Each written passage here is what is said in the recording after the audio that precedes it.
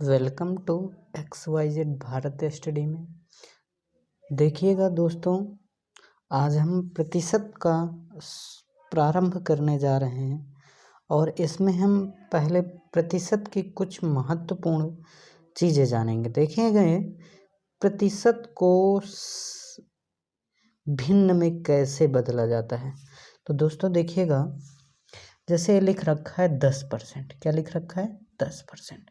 तो 10% को भिन्न में बदलने के लिए या तो 10 लिखें और परसेंटेज हटाएं तो 100 का भाग देंगे। इस प्रकार काट के हम भिन्न बना देते हैं। तो हमें 10% बराबर हमें याद करना होगा ताकि आसानी रहती है, पेपर में हमें याद रहता है। तो 10% बराबर कितना होता है 1/10। अगर हम 20% इसी में कर दें तो 20% बराबर कितना हो जाएगा, तो हम कहें 10% का कितना गुना है 2 गुना है, तो ये भी 2 गुना हो जाएगा। तो कितना हो जाएगा 10, 2/10। तो इसको काट देंगे तो कितना आ जाएगा 1/5। तो याद कर लीजिए 20% बराबर कितना होता है, तो 20% बराबर 1/5 होता है। अब 30% बराबर, तो 10% का कितना गुना 3 गुना, तो 3/10।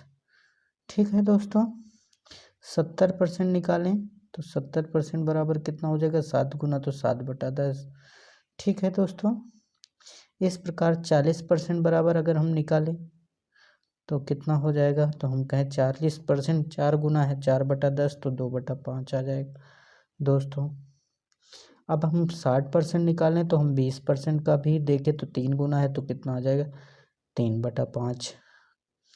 ठीक है दोस्तों, 80% निकालें तो 20% का कितना है, तो कहेंगे 4 गुना, तो 4/5। इस प्रकार हमें याद करने में आसानी रहेगी दोस्तों। आपको इसी तरह याद करना है कि कितना गुना किसका है। जैसे अगला है टॉपिक, जैसे लिखा है 25%, तो 25% 1/4 होता है दोस्तों। 25% 1/4, तो हम कहें 125, तो 125, तो 25% का कितना गुना 125 होता है, तो कहोगे 5 गुना, तो ये कितना हो जाएगा 5/4। अब हम कहें 175, 175 25% का कितना गुना होता है, तो दोस्तों बताओगे 7 गुना, तो कितना आ जाएगा 7/4। अब 225 जैसे हमने लिख दिया, ऐसे तो याद नहीं रहेगा, तो याद करो 25% का कितना गुना निकल आ रहा है, तो कहोगे 9 गुना, तो कितना आ जाएगा 9/4। इस प्रकार आपको याद करना है दोस्तों। जैसे हमने कह दिया 150%, 150% कितना गुना है, तो 6 गुना, तो कितना हो जाएगा 6/4। इसको लिख सकते हैं 2/3 भी। अब इसके बाद देखें दोस्तों, ठीक है, बात समझ में आ रही होगी हमारी आपको बहुत बेहतरीन तरीके से। अब हम कहें 12.5% देख लेते हैं। तो 12.5% जो है वो हमारा 25 का आधा होता है, 25 का आधा, तो इसमें भी आधा कर दीजिए 1/4 गुणे 1/2, तो कितना आ जाएगा 1/8 दोस्तों।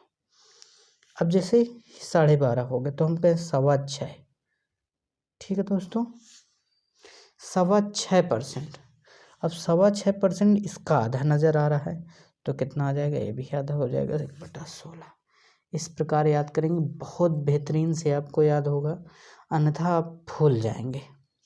अब जैसे हम कहें 37.5%, याद रखना है 37.5%, तो हम कहें 12.5 का 3 गुना है, 12×3 36, और जुड़ेगा 3 तो 1.5 और जुड़ जाएगा, तो कितना 37.5, तो कितना 12.5 का 3 गुना, तो 3/8 हो जाएगा दोस्तों। अब हम कहते हैं 62.5% दोस्तों, कितना 62.5%।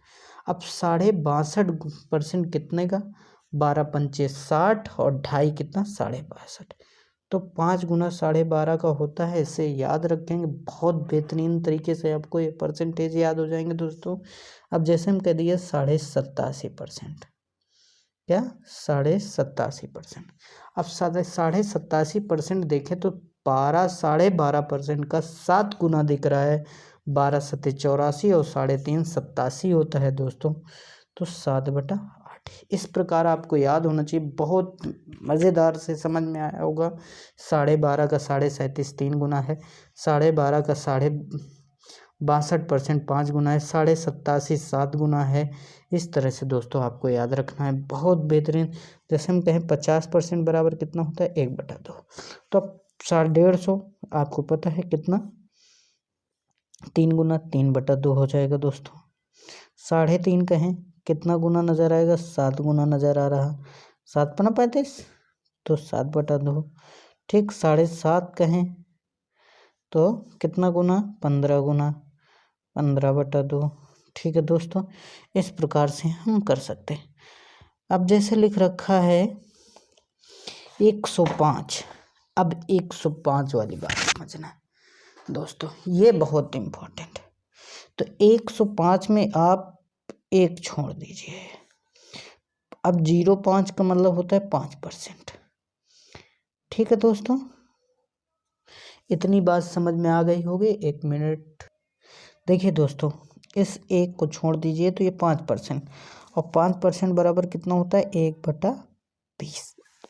कितना होता है 1/20। अब ये 1 जो छोड़ा इसको आगे लगा दीजिए, यही इसका आंसर होगा। जैसे हमने लिख दिया 1715%, ये तो अब 17 हटा दीजिए 15% देखिए, तो 5% बराबर कितना होता है, तो कहेंगे 1/20। तो 15 कितना गुना है 3 गुना, तो 3/20 हो जाएगा। अब ये 17 जो छोड़ा है इसको भी इसी में शामिल कर लीजिए। कितना होगा 17 सही 3/20 दोस्तों। इसी प्रकार आगे देखेंगे दोस्तों,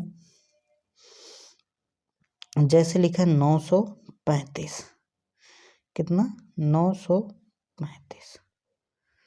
तो अब 9 छोड़ दीजिए 35 को देखिए, 7 पना 35। कितना 7 पना 35। अब देखिए तो 5% बराबर 1/20, तो 7 गुना है तो 7/20, और ये 9 लिख दीजिए। 9 सही 7/20।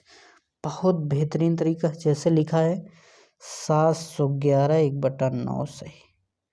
तो अब 7 छोड़ दीजिए, 9 11 सही 1/9 कितना होता है, तो 1/9। ठीक, और ये 7 लगा दीजिए, 7 सही। अब जैसे लिखा है